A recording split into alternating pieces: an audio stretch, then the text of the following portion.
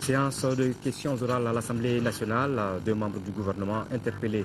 Il s'agissait pour le ministre d'éclaircir le sujet relatif au déguerpissement de près de 700 familles. La seconde interpellation avait trait aux raisons de la radiation de 263 agents de la fonction publique. Journée d'échange sur le RAMED, régime d'assistance médicale au Conseil des collectivités. Le but recherché est l'adhésion massive des collectivités à la politique d'assistance médicale. Chine, le nouvel homme fort du pays, Xi Jinping, qui a succédé à Hu Jintao, prendra fonction au mois de mars prochain à la tête d'une nouvelle équipe gouvernementale. Mesdames, Messieurs, bonsoir et bienvenue au journal. Le président de la République par intérim, le professeur Dioncounda Traoré, a reçu en audience à la présidence le secrétaire exécutif du Haut Conseil de lutte contre le sida, venu présenter le bilan de son organisation et une délégation de femmes et d'enfants de Béret Rouge. Au reportage de Mamadou Doumbia. Discuter avec le président de la République par intérim Dioncounda Traoré sur les acquis et les perspectives d'avenir du Haut Conseil de lutte contre le sida, tels sont les buts essentiels de cette audience accordée à Malick Sène par le président de la République par intérim. Le 1er décembre, c'est la journée mondiale de lutte contre le sida. Et donc nous étions venus voir le président pour avoir ses avis, son conseil et ensuite lui présenter l'agenda pour qu'il nous donne ses appréciations là-dessus. Mais avant la session, avant le 1er décembre, il y a la session de lutte contre le sida qui doit se tenir.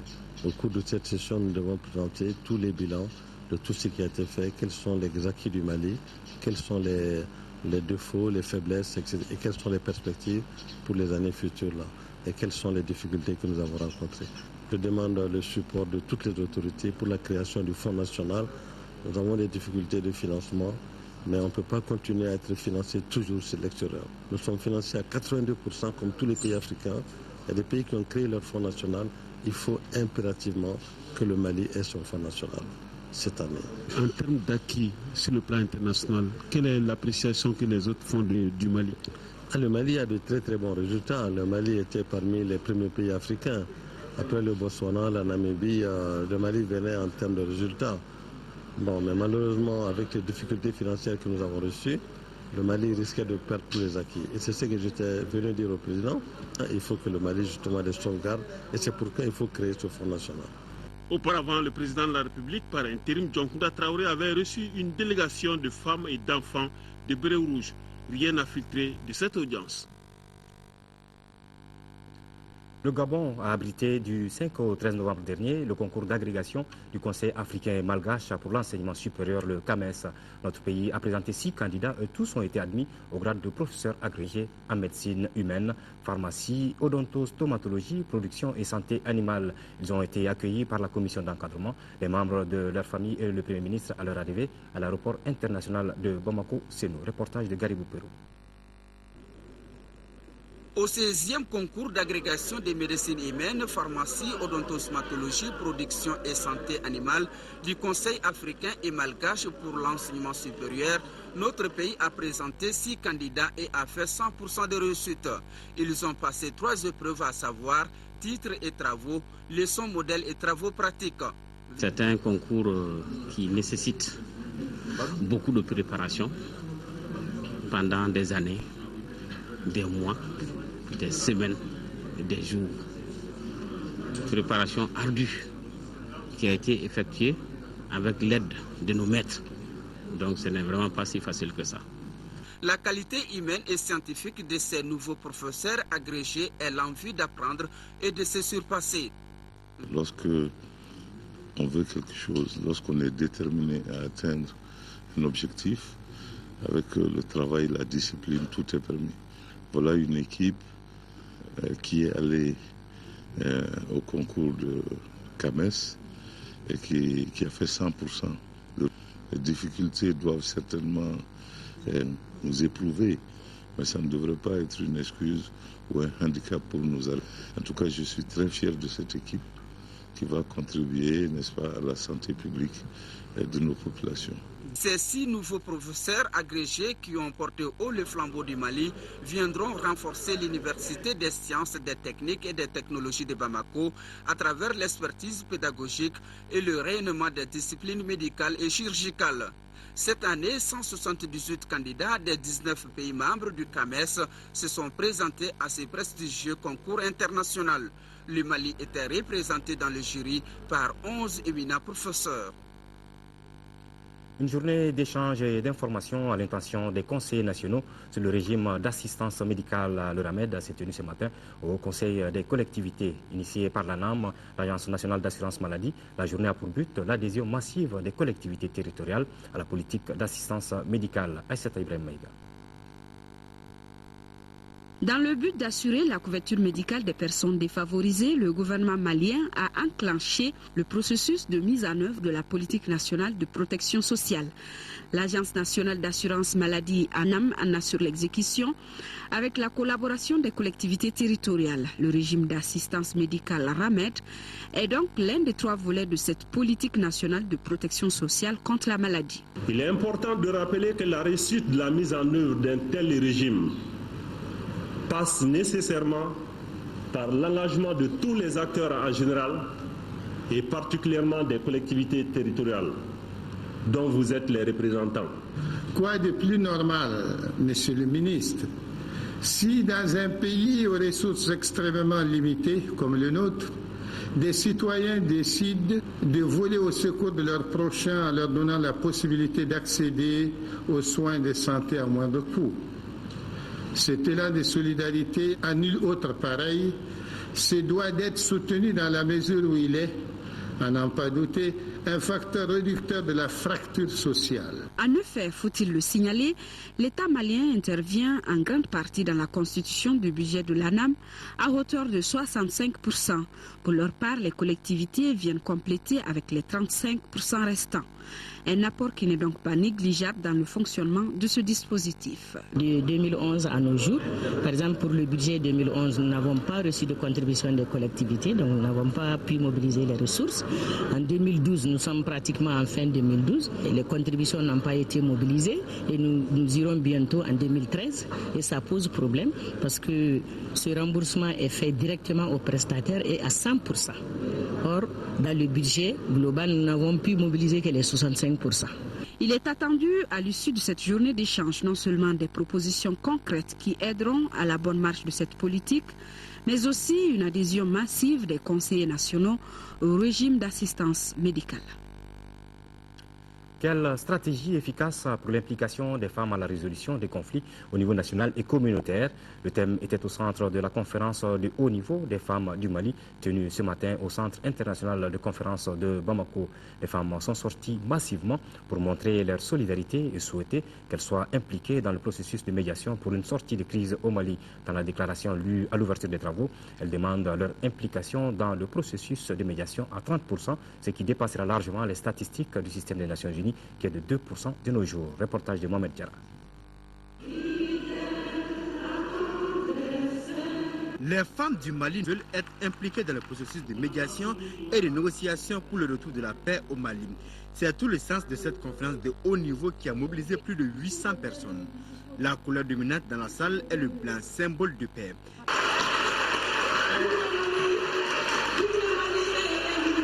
Le Mali est un et indivisible.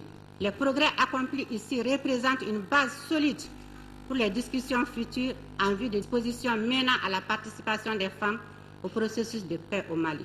Les statistiques du système des Nations Unies révèlent que seulement 2% des femmes dans le monde participent au processus de négociation. Et seulement 11% des accords et autres résolutions de cessez-le-feu font cas de la situation des femmes et des enfants dans le monde. La présence ce jour des femmes de la Côte d'Ivoire et du Burundi montre qu'il est possible d'influencer le processus. Dans la déclaration rendue publique, les femmes demandent qu'elles soient impliquées à hauteur de 30% dans le processus de négociation et de médiation. Et ce n'est pas tout. Les femmes du Mali réclament la prise en compte dans les accords négociés, y compris les accords de cessez-le-feu, des viols et autres violences basées sur le genre engendrées par le conflit, et n'incluant aucune amnistie pour les auteurs de viols considérés comme crimes de l'humanité. L'appui du partenaire espagnol ne fait aucun doute. Ceci étant, il est urgent de favoriser, d'impliquer à tous les niveaux les femmes dans tous les processus qui conduisent à une paix durable, gage d'un développement durable.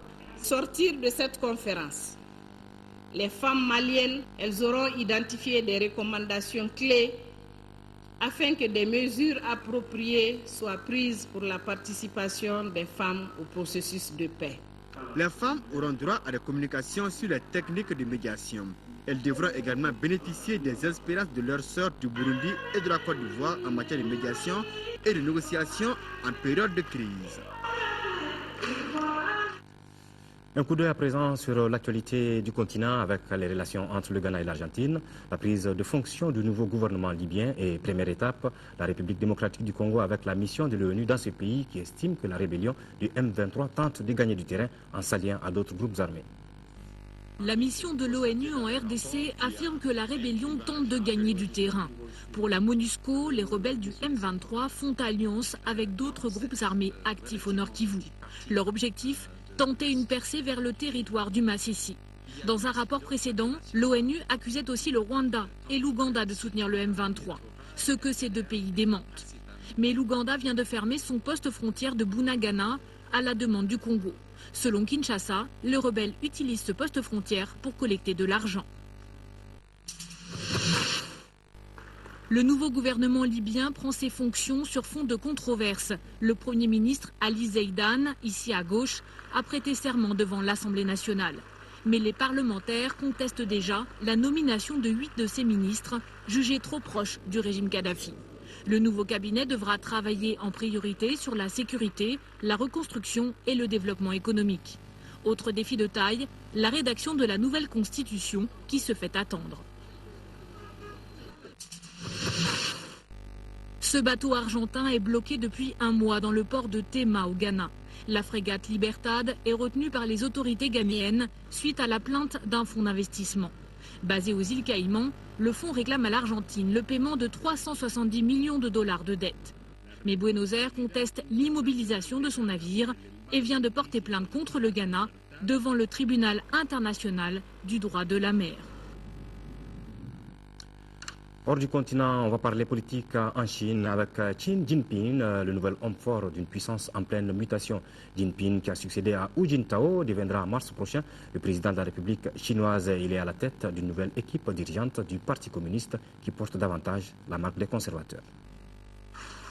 Pratiquement inconnu il y a quelques mois, Xi Jinping, 59 ans, a succédé à Hu Jintao à la tête du Parti communiste chinois et deviendra en mars 2013 le prochain président de la République populaire de Chine, grand timonier d'un pays en pleine mutation.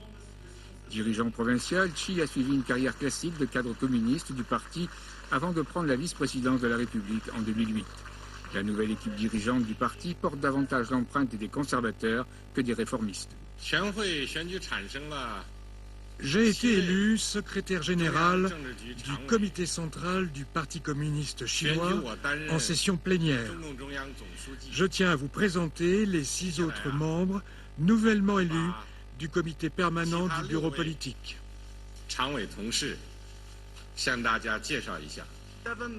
Le nouveau comité permanent du bureau politique du parti, centre de décision du pouvoir en Chine, est passé de 9 à 7 membres. Si sur le plan économique, la Chine veut continuer à rivaliser avec les économies occidentales, sur le plan politique, la nouvelle équipe n'est pas prête à faire des réformes spectaculaires. Le nouvel homme fort est attendu par une classe moyenne de 700 millions de consommateurs, pour la plupart étrangers à l'idéal communiste. J'espère que les nouveaux dirigeants pourront générer pour le peuple chinois une société florissante et prospère d'ici 2020, afin que les gens ordinaires comme nous puissent profiter aussi des avantages réels qu'offre notre pays. C'est très important. Aujourd'hui, nous attendons et nous espérons beaucoup de cette nouvelle direction. Présenté comme un homme de compromis acceptable, en matière diplomatique, la Chine devrait continuer à tenir tête aux États-Unis et à mettre la pression sur l'Europe, son premier marché à l'exportation, pour sortir de la crise de la dette. On poursuit ce journal avec le Premier ministre à Tanger, bien entendu. un élément qu'on va retrouver tout à l'heure. Séance des questions orales donc à l'Assemblée nationale. 2 membres du gouvernement devaient répondre aux préoccupations des députés Mamadou Diarra, élu en commune 2 du district de Bamako, et de Koniba Sidibé, élu à Dioïla. Il s'agit du ministre de l'administration territoriale, de la décentralisation et celui de la fonction publique, de la réforme administrative, chargé des relations avec les institutions. Pour le premier, l'exercice consistait à éclaircir le sujet relatif au déguerpissement de 300 familles à Bougouba et 400 autres à Bougoufieni, dans le quartier de la zone industrielle. Le second avait pour tâche d'édifier les députés sur les raisons de radiation de 263 agents de la fonction publique. Les détails avec Bourama Traoré. C'est un exercice à la fois républicain et démocratique auquel se sont livrés ce jeudi 2 membres du gouvernement. Le premier est le ministre de l'administration territoriale et de la décentralisation. Le colonel Moussa Senko Koulibaly devait répondre à une série de questions du député Mamadou Diarra. Questions relatives à la problématique de la gestion foncière et domaniale au niveau de la commune 2. L'élu Diarra s'inquiète des décisions de retrait des lots d'habitation à Bougouba et à Bougoufieni. Au total, 700 familles vont être déguerpies selon lui. Rectificatif, 35 parcelles sont surtout concernées par le déguerpissement, dixit le ministre Koulibaly. Pas d'accord donc sur les chiffres. Monsieur le Président, je ne suis pas totalement satisfait des réponses que Monsieur le ministre a bien voulu donner à mes questions. Ce n'est pas dans la précipitation, ce n'est pas par autre forme. Et même s'il y a des actes illégaux qui, je ne sais pas, mais s'ils s'avèrent vrais, ont été posés par le passé, c'est seulement par les règlements et les lois, et ces procédures sont claires en la matière. C'est par ces lois et règlements qu'on tentera de corriger. Le député Mamadou Diarra revient à la charge et se pose cette question. 105 hectares. Monsieur le ministre, il a été mis à la disposition de la commune de 105 hectares. Dans un premier temps, il y a eu une mise à distribution partielle de 37 hectares et dans un second temps, 25 hectares. Où sont les 43 hectares? En réponse, le chef du département de l'administration territoriale a réaffirmé sa ferme volonté d'assainir le domaine foncier. Que nous soyons convaincus que l'administration, comme on le dit, on le rappelle tout le temps, est une continuité. Quels que soient les actes inappropriés qui ont été posés par le passé, c'est seulement par la justice qu'on pourra corriger ces injustices. Quant au ministre de la fonction publique, de la réforme administrative chargé des relations avec les institutions, il devait répondre aux questions du député Koniba Sidibé. L'élu de Dioïla a voulu savoir les raisons de la radiation des 263 agents de la fonction publique. Mais le ministre Mamadou Namouri Traoré préfère plutôt parler de l'annulation des actes illégaux. Certains parmi eux, qui ont des profils, semble-t-il, correspondant au corps formé par l'ENA, sont devenus automatiquement administrateurs civils, inspecteurs des douanes, inspecteurs des impôts, inspecteurs des finances, conseillers des affaires étrangères, et j'en passe. Or, nous avons créé l'ENA. Les décrets organisant les concours de recrutement à l'ENA stipulent bien que nul ne peut accéder à ces corps directement sans passer par l'ENA.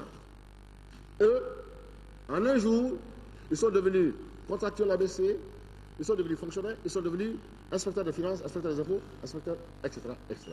En violation flagrante des lois et des règlements de la République.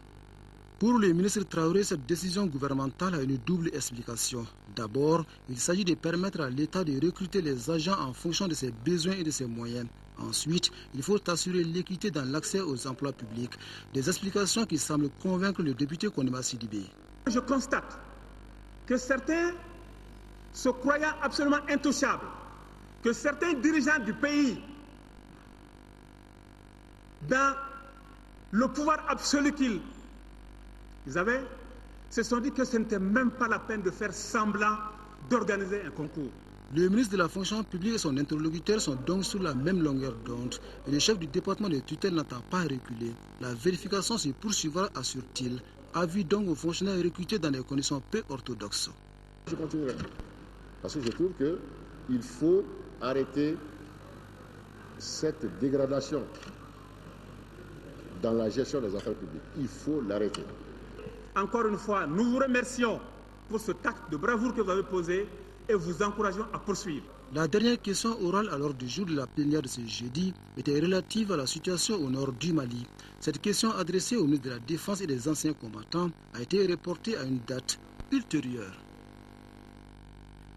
Voilà ce communiqué avant de poursuivre ce journal. Le ministre du Logement, de l'Urbanisme et des Affaires foncières a l'honneur d'informer les propriétaires de terrains situés dans les emprises et les servitudes de la route Bamako-Sénou et la Commission nationale de recensement et d'évaluation des réalisations et aménagements à caractère immobilier a repris ses travaux le lundi 5 novembre 2012. Cette opération concerne bien entendu la section de voie Niamana-Kassela. En conséquence, il est demandé aux personnes concernées des auditions du présent communiqué de se présenter devant la dite commission tous les jours ouvrables de 9h à 14h sur la section de voie Niamana-Kassela au bâtiment numéro 6, cité administrative, au téléphoné au 20 79 39 48.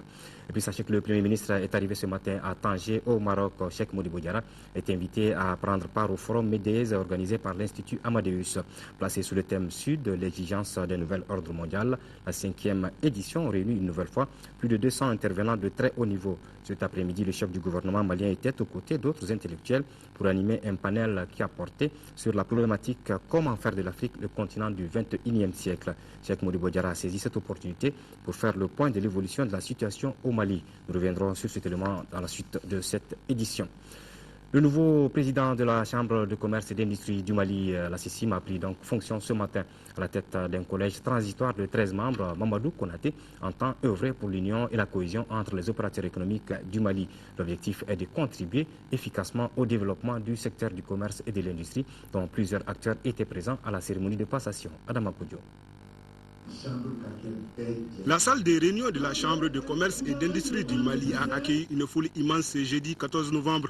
Pour cause, la cérémonie de passation des services entre le bureau sortant et la nouvelle équipe. Excepté le 7e vice-président en déplacement, tous les membres du collège transitoire y étaient présents. Pour la réussite de sa mission, le président du collège, Mamadou Konaté, a exhorté les uns et les autres à l'union et à la cohésion. Notre pays traverse une situation assez particulière et ce pays, comme tout le monde le sait, est soutenu par des activités économiques où le secteur privé est très important. Cette occasion est unique et je dirais même utile pour nous, opérateurs économiques, de revenir à nos métiers, de nous concentrer sur nos métiers, sur leur promotion et sur l'apport que nous devons amener au développement national. Mettre l'intérêt de la Chambre au-dessus de toute lutte partisane, c'est l'idée fortement exprimée dans les différentes interventions. Et les prochains jours, vous verrez ce qui se passera en termes de réunification. Et n'oubliez pas que le bureau, dans ce bureau-là, il y a combien de membres de l'ancien bureau sortant? Ça explique que les gens se sont réconciliés. Le président et les autres membres du collège comptent sans délai procéder à la mise en place des bureaux régionaux. Le collège, faut-il le rappeler, est un bureau consensuel composé de 13 membres. Il est appelé à gérer les affaires de la CICIM jusqu'à l'élection et l'installation d'une nouvelle assemblée consulaire. L'école nationale d'ingénieurs Abderrahmane Baba Touré a tenu son premier conseil d'administration ce matin. L'examen du rapport d'activité au titre de l'année 2012 et le budget prévisionnel sont les points inscrits à l'ordre du jour. Les cours et les évaluations de l'année académique 2011-2012, les préparatifs de la prochaine rentrée, le renforcement des capacités du personnel sont entre autres les activités menées. Le ministre a profité de cette occasion pour inviter les professeurs à surseoir à leur grève compte tenu de la conjoncture actuelle. Compte rendu Agali Aguissa. L'école nationale d'ingénieurs Abderrahmane Baba Touré a été érigée en établissement public à caractère scientifique et technologique en août 2010. Un statut qui offre à l'établissement une autonomie de gestion. Ce premier conseil d'administration a permis aux administrateurs d'examiner les rapports d'activité au titre de l'année académique écoulée et le budget prévisionnel pour la rentrée prochaine. On a pratiquement nommé tous les chefs de service et également nous avons tenu à terminer l'année scolaire 2011-2012 dans les meilleures conditions et nous avons même commencé à préparer également la rentrée 2012-2013. Le budget prévisionnel est aux environs de 1,3 milliard. Quant au ministre, il a incité les administrateurs à procéder à une analyse critique des documents soumis afin de pérenniser les activités de l'école. Le ministre a également profité de cette tribune pour exhorter les syndicats à mettre fin à leur grève. Tous les autres syndicats l'ont fait. J'ai fait appel à leur sagesse et à leur intelligence. La négociation n'a jamais été rompue par le département. Mais face à la crise aiguë que traverse le pays aujourd'hui, une augmentation salariale de 35% est inacceptable. Notons que depuis sa création, l'ENI a formé plusieurs cadres du continent africain. De nos jours, elle continue à recevoir des étudiants d'une dizaine de nationalités étrangères. Voilà, je vous parlais tout à l'heure de l'arrivée du Premier ministre à Tanger au Maroc ce matin. Cheikh Modibo Diarra est invité à prendre part au forum MEDES organisé par l'Institut Amadeus, placé sous le thème Sud, l'exigence d'un nouvel ordre mondial. La 5e édition réunit une nouvelle fois plus de 200 intervenants de très haut niveau. Cet après-midi, le chef du gouvernement malien était aux côtés d'autres intellectuels pour animer un panel qui a porté sur la problématique comment faire de l'Afrique le continent du 21e siècle. Cheikh Modibo Diarra a saisi cette opportunité pour faire le point de l'évolution de la situation au Mali. Je vous propose un extrait de son intervention.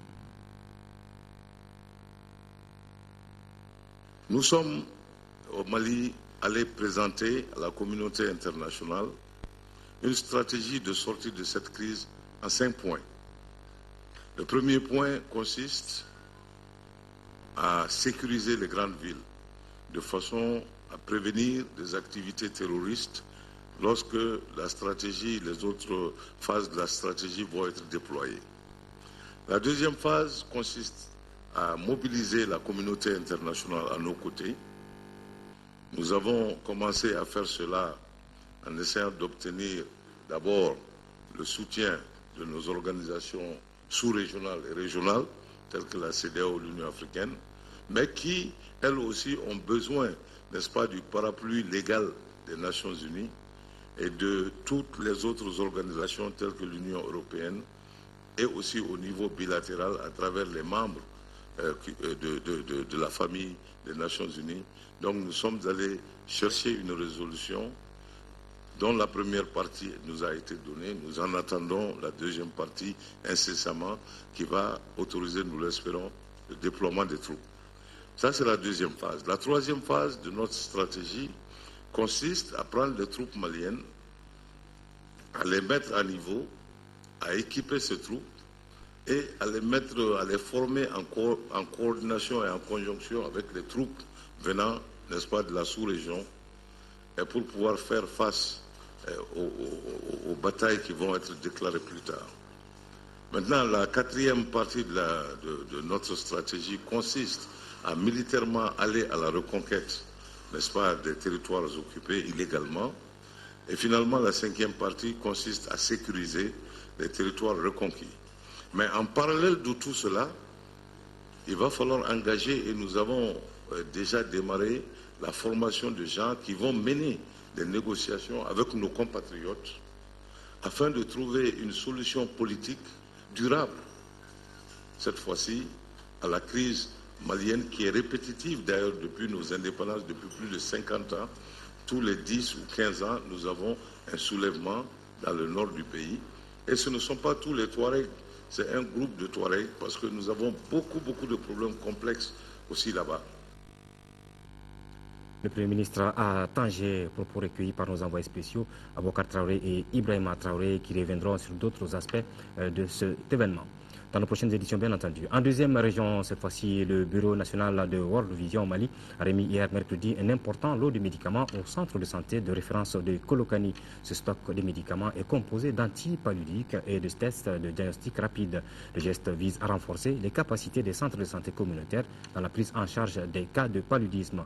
Au total des médicaments, plus d'1 milliard 112 millions de francs CFA. Koudikoro Koumassissé.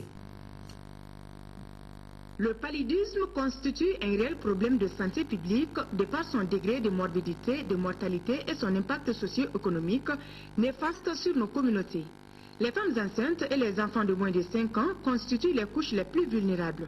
Toute chose qui justifie cette cérémonie de remise de médicaments. Le Bureau national de World Vision a décidé aujourd'hui de remettre au CRSRF de Kolokani ce second lot de médicaments composé de 11 100 doses de coartem dispersible enfants 7410 doses de Coartem dispersible adolescent, 5000 kits de tests de diagnostic rapide, 20 000 comprimés de SP, 5000 flacons de paracétamol oral et 6000 comprimés de paracétamol. Pour un coût estimé à plus d'1 milliard 112 millions de francs CFA, ce geste de World Vision à l'endroit du district sanitaire de Kolokani a été salué à hauteur de souhait par les bénéficiaires et les autorités locales. L'important pour nous, ce n'est pas le montant, ce n'est pas le coût, mais la façon de donner. Et nous souhaitons tout simplement, et là c'est plutôt des instructions que je donne aux services de la santé, au CCRF et au corps médical et aux élus, que les produits qui ont été gracieusement mis à notre disposition soient utilisés le plus efficacement, le plus efficiemment possible. Pour les chargés de la prévention et de prise en charge des cas antipallidiques au programme national de lutte contre le paludisme Barasson Diara, ce geste traduit l'engagement de World Vision dans la lutte contre cette maladie au Mali pour l'atteinte des objectifs du millénaire. En quatrième région, cette fois-ci, les ONG Walé, ICCO et Enda Tiers Monde ont procédé ce jeudi à Ségou au lancement du programme d'appui à la santé et l'éducation de Ségou PASES. Ce programme vise essentiellement à promouvoir le développement économique, éducatif et socio-sanitaire de la région de Ségou. Il est financé par l'ambassade des Pays-Bas à hauteur d'1 milliard 400 millions de francs CFA pour une durée d'1 an. De Ségou, Brimakone. Le programme d'appui au secteur de la santé et de l'éducation de Ségou PASES est le fruit d'un consortium des ONG Walé, ICO et Enda Tiers Monde. Son lancement a occasionné une rencontre avec les préfets, les responsables des collectivités, ceux de la société civile et des services techniques de la région de Ségou. Cette mobilisation est perçue comme un signal fort pour promouvoir le développement de la région. C'est d'avoir trouvé en la société civile les acteurs qu'il faut pour éviter la rupture dans la chaîne de solidarité. De continuer donc à soutenir les services de la santé et de l'éducation qui connaissent effectivement une forte perturbation en ce moment. Ainsi, cette cérémonie donne le ton à la mise en œuvre des grandes orientations du PASES. Celle-ci consiste entre autres à améliorer la qualité des services éducatifs, sanitaires, à assurer la protection et la promotion de certaines catégories sociales en situation difficile. Le PASES se veut aussi une réponse à la crise politico-sécuritaire du Mali. Vous conviendrez avec moi, cette situation de crise humanitaire a de graves répercussions sur les services sociaux de base que sont l'éducation et la santé. Nous devons donc travailler en complémentarité et en synergie avec tous les partenaires pour mieux répondre aux enjeux et aux attentes des populations. Le troisième adjoint au maire de la commune urbaine de Ségou et le deuxième vice-président du conseil régional ont tous réaffirmé leur volonté de soutenir le PASES. Ce programme, qui devra durer 1 an, est financé par l'ambassade des Pays-Bas au Mali à 1 milliard 400 millions de francs CFA. Un projet pour appuyer la gouvernance et l'accès à l'information sur les revenus miniers.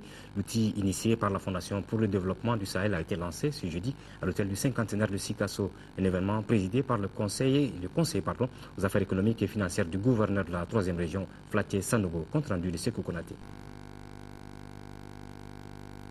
Initié par la Fondation pour le développement au Sahel, FDS, avec l'appui financier des Diaconiens, le projet d'appui à la gouvernance et l'accès à l'information sur les revenus miniers PAGIR se veut un outil de sensibilisation et d'information des communautés à large échelle sur les revenus miniers que génère leur localité.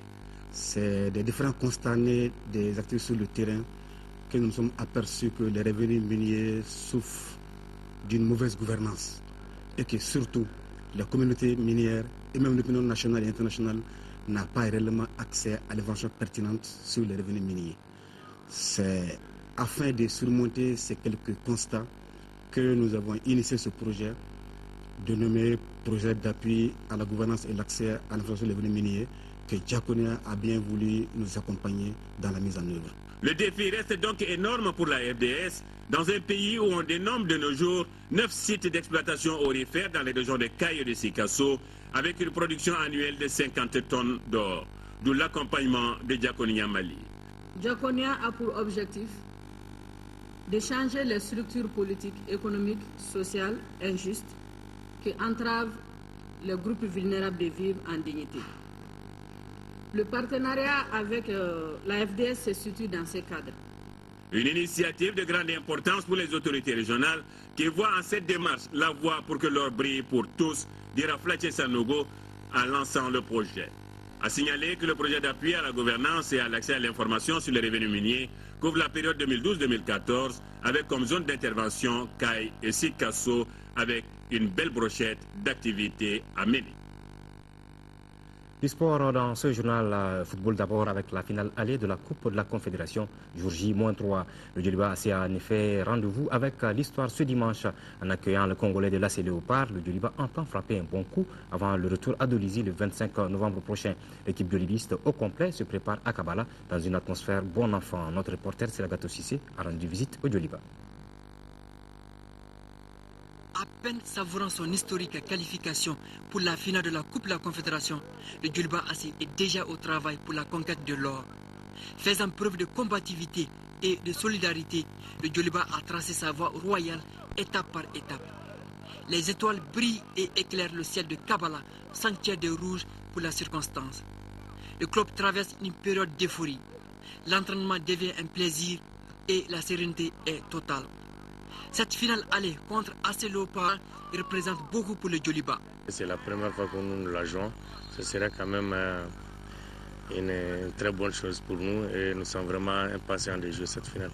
J'avais dit aux joueurs qu'ils avaient planté un arbre, maintenant il faut l'arroser. Arroser cet arbre, c'est quand même remporter la coupe. En amorçant la marche vers la gloire, le Djoliba croit en ses chances.